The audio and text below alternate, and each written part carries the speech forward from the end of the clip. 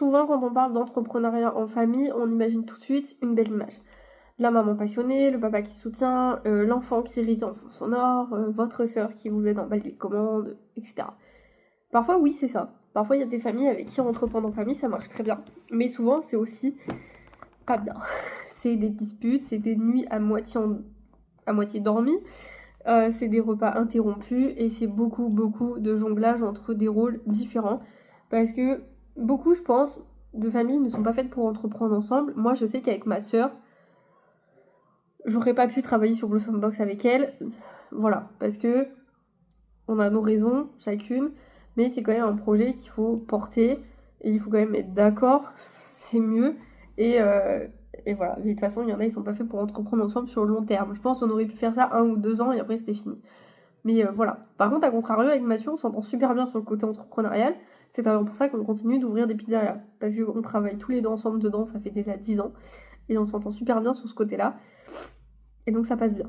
Voilà, il y a des gens comme ça, ils sont faits. Il y a des pairs qui matchent et des pairs qui matchent pas. Donc aujourd'hui, j'avais envie qu'on parle de ça sans filtre. Parce que entreprendre en famille, en fait, bah c'est pas un mythe.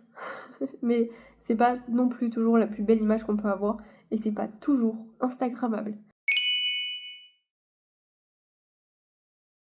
Entreprendre en ayant déjà une famille, c'est vivre dans une organisation permanente. Mais c'est aussi accepter que tout ne sera jamais parfaitement organisé. Il y a des jours où tout va rouler, le contenu est prêt, les colis partent à l'heure, tout est fluide, et puis il y a des jours où ton enfant est malade, t'as pas d'envie, et tu dois quand même assurer ton rôle de chef d'entreprise. Et dans ces moments-là, tu réalises que l'entrepreneuriat, c'est aussi une affaire de priorité. J'ai appris à dire, ok, aujourd'hui c'est pas parfait, et tu sais quoi, c'est pas grave. Parce que ma famille, c'est aussi une partie de ma mission, et ça passera toujours en premier. Souvent de femmes entrepreneurs, mais rarement de la famille qu'il y a derrière. Quand ton conjoint te soutient, quand il croit en ton projet, quand il t'aide à trouver du temps pour créer, pour travailler, et puis ça change tout. Mais il faut aussi être honnête. Il y a des moments de tension, il y a de l'incompréhension, il y a des moments où on parle plus de business à table, et à un moment donné, trop c'est trop. Et en même temps, il y a une fierté silencieuse quand il te voit avancer, concrétiser tes rêves, et ce regard-là, en fait, il te redonne toute l'énergie du monde. Quand tu bosses de la maison, ton bureau devient la table du salon, ton lit, ton canapé, peu importe. Et ton cerveau, lui, il sait plus quand il doit s'arrêter. Le plus dur, c'est pas de travailler dur, c'est de savoir quand arrêter de travailler. Et j'ai appris à poser des vraies limites. Genre éteindre l'ordinateur à une heure fixe, planifier des moments off et surtout pas culpabiliser quand je prends une pause. Parce que ces pauses-là, elles me permettent de revenir beaucoup plus inspirée et beaucoup plus équilibrée. Un jour, j'ai réalisé que ce que je faisais, c'était bien plus qu'un projet pro. C'est une façon de montrer à ma fille qu'elle peut créer la vie qu'elle veut, qu'elle peut être à la fois douce et forte, et qu'elle peut être rêveuse et déterminée. Et c'est ça la plus belle motivation du monde. Même si c'est difficile, même si c'est imparfait, et bien je me dis toujours, elle me regarde construire, et j'espère qu'un jour elle se dira, ma maman, elle a osé. Entreprendre en famille, c'est pas une méthode, c'est une danse. C'est parfois désordonné, parfois c'est harmonieux. Mais c'est toujours plein d'amour et de sens, il n'y a pas de règle parfaite, certains travaillent à deux, d'autres séparent tout strictement. L'essentiel c'est que chacun s'y retrouve, et si tu es dans cette phase, sache que tu fais de ton mieux et que ton mieux il suffit. Enfin je sais pas comment vous expliquer, mais genre imaginez, quand vous faites avec votre famille, que ce soit vos frères, vos sœurs, vos parents, etc., souvent ils ont du mal à poser cette limite. Genre vous savez le faire, mais peut-être que eux ne savent pas le faire. Et du coup, en fait, ils vont pas réussir à poser la limite entre ok, c'est notre entreprise, mais moi je veux prendre ça gratuitement. Est-ce que je peux?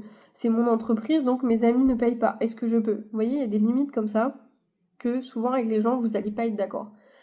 Et c'est normal de pas être d'accord sur certaines choses. Et du coup, beaucoup en fait ont des tensions, des disputes dans leur entreprise familiale. Souvent ça coule à cause de choses comme ça.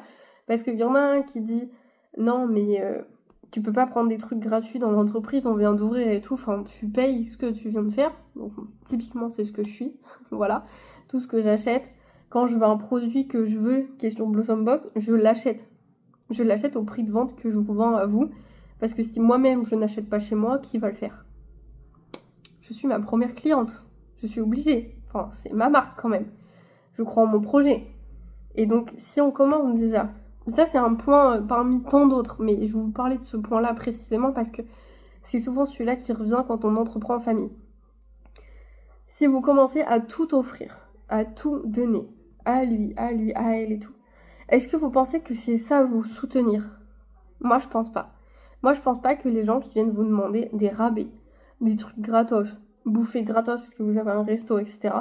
Moi, je pense pas que c'est des vrais amis et je pense pas que c'est vous soutenir.